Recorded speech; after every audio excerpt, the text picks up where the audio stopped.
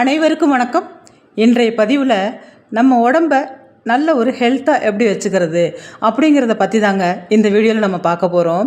இப்போ உள்ள காலகட்டத்தில் பார்த்திங்கனாக்கா எல்லாமே நிறைய கெமிக்கல் கலந்த உணவை தான் நம்ம சாப்பிட்டுட்ருக்கோம். இதனால் பார்த்திங்கனாக்கா நிறைய மூட்டு வலி, கை கால் வலி, இது போல் நிறைய பிரச்சனைகள் நமக்கு வந்துக்கிட்டே இருக்குது. நம்மளுடைய உடம்பும் பார்த்திங்கனாக்கா ஒரு சத்து இல்லாத ஒரு கண்டிஷனில் தான் இருந்துகிட்ருக்கு. அதிகமாக சுகர் வர்றது, ப்ரெஷர் வர்றது, இது போல் நிறைய பிரச்சனைகள் நிறைய பேருக்கு இருக்குது. இதுக்கு எல்லாத்துக்கும் ஒரு தீர்வு, அப்புறம் நம்ம உடம்பை எப்படி நல்ல ஒரு கண்டிஷனாக ஒரு ஹெல்த்தாகவும் வச்சுக்கிறது, இந்த இழந்த சத்தெல்லாம் நம்ம எப்படி மீண்டும் நம்ம தக்க வச்சுக்கிறது, மீண்டும் நம்ம ஏற்படுத்திக்கிறது அப்படிங்கிறத பற்றி தான் இந்த வீடியோவில் நம்ம பார்க்க போகிறோம். இது கண்டிப்பாக உங்களுக்கு ஒரு யூஸ்ஃபுல்லான தகவலை தான் இருக்கும்னு நான் நினைக்கிறேன். அதுக்கு முன்னாடி நம்ம சேனலை சப்ஸ்கிரைப் பண்ணாமல் இல்லை ஃபாலோ பண்ணாமல் பார்த்தீங்கன்னா ஃபாலோ பண்ணிவிட்டு பாருங்கள். உங்களோட ஃப்ரெண்ட்ஸ் அண்ட் ரிலேஷனுக்கு ஷேர் பண்ணி விடுங்க, லைக் பண்ணுங்கள், கமெண்ட் பண்ணுங்கள். வாங்க அந்த முக்கியமான டிப்ஸ் என்னன்னு நம்ம இந்த வீடியோவில் பார்ப்போம். தினமுங்க, அதாவது நம்ம ஒவ்வொரு நாளும் நம்ம என்ன செய்யணும், இன்றைக்கி கீரை சாப்பிட்றவங்களா இருந்தாக்கா, அதாவது நான்வெஜ் சாப்பிட மாட்டேன், நான் வெஜ்ஜு தான் அப்படின்னு சில பேர் இருப்பாங்க. அவங்க பார்த்திங்கன்னா கீரைகள் என்ன கீரை தினமும் சேர்த்துக்கணும். அதாவது ஒரு நாளைக்கு பார்த்திங்கன்னா முருங்கைக்கீரை சேர்த்துக்கலாம். முருங்கைக்கீரையில் அவ்வளோ ஒரு கால்சியம் சத்து இருக்குது, அயன் சத்து இருக்குது. இந்த முடி கொட்டுற பிரச்சனை, சுகர் பிரச்சனை அப்படின்னு சொல்லிட்டு நிறைய பிரச்சனைகளுக்கு அந்த தீர்வு கிடைக்குங்க இந்த முருங்கைக்கீரையில்.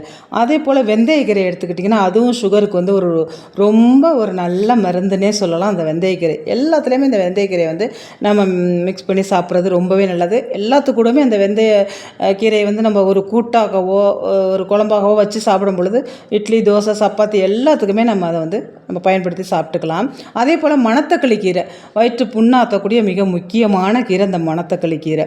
பாலக்கீரை அது போல் ஒரு ஷார்ட் போட்டு வச்சுக்குங்க. என்ன நீங்கள் சாப்பிடணும், நம்ம சாதாரணமாக கண்டிப்பாக மறந்துடுவோம். இதை இன்றைக்கி சாப்பிட்ணும், ஒரு வாரத்துக்கு ஒரு நாட்டு நம்ம இது சாப்பிட்ணும், நம்ம இந்த கீரையை சாப்பிட்ணும், நாளைக்கு இந்த கீரை சாப்பிடணும் அப்படிங்கிறத கண்டிப்பாக நம்ம மறந்துடுவோம். அதனால் ஒரு வாரத்துக்குள்ளே ஒரு ஷார்ட்டை நீங்கள் போட்டு எழுதி நீங்கள் கிச்சனில் வச்சுக்குங்க. அது அப்படியே ஒரு டேப் போட்டு ஒட்டி நீங்கள் எப்போயும் பார்க்குற இடத்துல வச்சுக்குங்க. அப்படி வைக்கும் பொழுது கண்டிப்பாக நீங்கள் மறக்கவே மாட்டீங்க. அதே போல் நீங்கள் தினமும் ஒரு சுண்டல் சாப்பிட்றது ரொம்ப ரொம்ப நல்லதுங்க.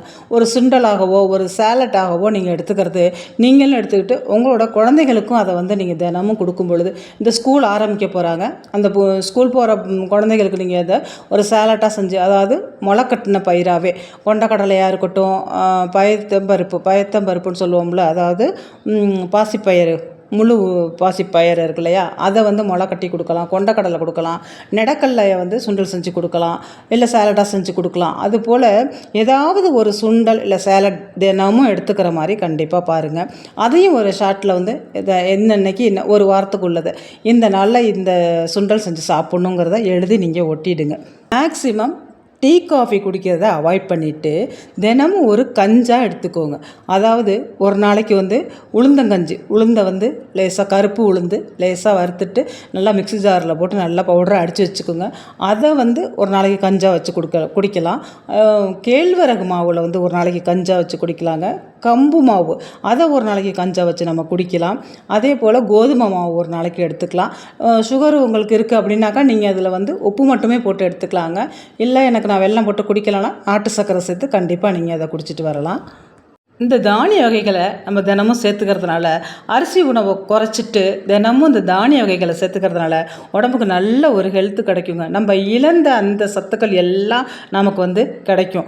கண்டிப்பாக தினமும் ஒரு கீரை, தினமும் ஒரு சுண்டல், அதே போல் தினமும் ஒரு தானிய வகைகள் ஏதாச்சும் கஞ்சியாக எடுத்துக்கிறது. இல்லை நீங்கள் நான் கம்பங்கூழ் குடிப்பேங்க, தினமும் காலையில் நைட்டே செஞ்சு வச்சுட்டு காலையில் சின்ன வெங்காயத்தோட குடிப்போம் அப்படின்னா ரொம்ப நல்லதுங்க, ரொம்ப குளிர்ச்சி வாய்ந்தது. அதை கூட நீங்கள் எடுத்துக்கலாம். எல்லாத்துக்குமே ஒரு சாட் போட்டு வச்சுட்டு இன்றைக்கி இதை செய்ய போகிறேன், இன்றைக்கி இதை செய்யணும் அப்படின்னு சொல்லிட்டு நீங்கள் அதை எழுதி ஒட்டிடுங்க. அதே போல் தினமும் குழந்தைங்களுக்கு நீங்கள் முட்டை சாப்பிட்றீங்களா இருந்தால் முட்டை எடுத்துக்கோங்க. குழந்தைங்களுக்கும் தினமும் கொடுக்கறது ரொம்ப ரொம்ப நல்லதுங்க. தினம் ஒரு முட்டை எடுத்துக்கிறது நல்ல ஒரு சத்தை உங்களுக்கு கொடுக்கும். சில குழந்தைங்க பார்த்தீங்கன்னாக்கா அந்த முட்டையை சாப்பிட மாட்டேன்னு சொல்லிட்டு அடம்பிடிப்பாங்க. சில பிள்ளைங்க வந்து விருப்பமாக சாப்பிடுவாங்க. அதுக்கும் ஒரே மாதிரி அந்த முட்டையை அவிச்சு கொடுக்காம அழகாக அதில் வந்து நீங்கள் பெப்பர் போட்டு ஒரு நாளைக்கு கொடுங்க. கொஞ்சமாக மிளகாத்தூள், கொஞ்சமாக உப்பு போட்டு, கொஞ்சமாக எண்ணெய் ஊற்றி அதில் வந்து அந்த முட்டையை பெரட்டி அது மாதிரி ஒரு நாளைக்கு கொடுங்க. லேசாக ரொம்ப உரப்பு இல்லாமல் அது மாதிரி கொடுங்க. அது மாதிரி மாற்றி மாற்றி டிஃப்ரெண்ட்டாக நம்ம செஞ்சு கொடுக்கும் பொழுது அதை விருப்பமாக அந்த குழந்தைங்க வந்து சாப்பிடுவாங்க. அதே போல் ஒரு நாளைக்கு தக்காளி, வெங்காயம் இதெல்லாம் சேர்த்து அரிஞ்சு போட்டு அந்த முட்டையை போட்டு நீங்கள் வந்து ஒரு பெரட்டல் மாதிரி செஞ்சு கொடுத்தீங்கன்னாக்கா அதையும் வந்து விருப்பமாக பிள்ளைங்க சாப்பிடுவாங்க. தினமும் நட்ஸு சேர்த்துக்கிறது ரொம்ப ரொம்ப நல்லதுங்க. குழந்தைங்களுக்காக இருக்கட்டும், உங்களுக்காக இருக்கட்டும். குடும்ப தலைவிகள் பார்த்திங்கன்னா அவங்கள வந்து அவங்க கேர் எடுத்துக்கிறதே இல்லை. தினமும் ஒரு 3 பாதாம் பருப்பு ஊற வச்சு சாப்பிட்றது நல்ல ஒரு பலனையும் கொடுக்கும், நல்ல ஒரு தெம்பையும் உங்களுக்கு கொடுக்கும். 2 முந்திரி பருப்பு எடுத்துக்கலாம். இல்லை எனக்கு அதெல்லாம் வாங்க முடியாதுங்க, நீங்கள் பாட்டுக்கு சொல்லிட்டு போகிறீங்க, அந்த வசதியெல்லாம் எனக்கு இல்லை அப்படின்னா கவலையே படாதீங்க. நிலக்கடலை சாப்பிட்றது அவ்வளோ ஒரு நல்லதுங்க. அந்த இதில் உள்ள சத்துக்கள் எல்லாமே அதில் அடங்கி இருக்குது. அதனால் வந்து நிலக்கடலை சாப்பிட்லாம். அதே போல் பார்த்திங்கனாக்கா சில பேர் வந்து ஆப்பிள்லாம் வெட்டி குழந்தைங்களுக்கு கொடுப்பாங்க. அவங்க வீட்டில் நிறைய வசதி இருக்கும், சாப்பிடுவாங்க. இப்போ ஸ்கூல் திறந்தாச்சு, ஸ்நாக்ஸாக வந்து குழந்தைங்களுக்கு கூட ஆப்பிள் வெட்டி கொடுப்பாங்க. அந்த ஆப்பிளை வந்து வெட்டி கொடுக்கும் பொழுது மத்தியானம் அந்த பிள்ளைங்க லஞ்ச் ஹவர்லையோ இல்லை வந்து இந்த இன்டர்வல் டைம்லையோ சாப்பிடும் பொழுது கருத்து போயிருக்கும். அதுக்கு நீங்கள் என்ன பண்ணுங்கள், கொஞ்சம் தண்ணி எடுத்துக்கிட்டு அதில் கொஞ்சமாக சுகர் ஆட் பண்ணிக்கோங்க. ஆட் பண்ணிவிட்டு நல்லா கலக்கிட்டு இந்த நீங்கள் வெட்டி வச்ச இந்த ஆப்பிள் பீஸை வந்து அதில் போட்டு அப்புறமா நீங்கள் எடுத்து வந்து நீங்கள் பிள்ளைங்களுக்கு கொடுத்து விட்டிங்கன்னா அந்த ஆப்பிள் வந்து கருக்காமல் இருக்குங்க. என்னால் ஆப்பிள்லாம் வாங்க முடியாதுங்க, அதெல்லாம் விலை கூட, சிம்பிளாக சொல்லுங்கள் ஆனால் ஹெல்த்தாக சொல்லுங்கள் அப்படின்னு பார்த்தீங்கன்னாக்கா நெல்லிக்காய் கிடச்சிச்சின்னா கண்டிப்பாக தினமும் நெல்லிக்காய் எடுத்துக்கோங்க. ஜூஸாக போட்டு குடிக்கலாங்க. இல்லை நெல்லிக்காய் வந்து சும்மாவே சாப்பிட்றதும் ரொம்ப ரொம்ப நல்லது.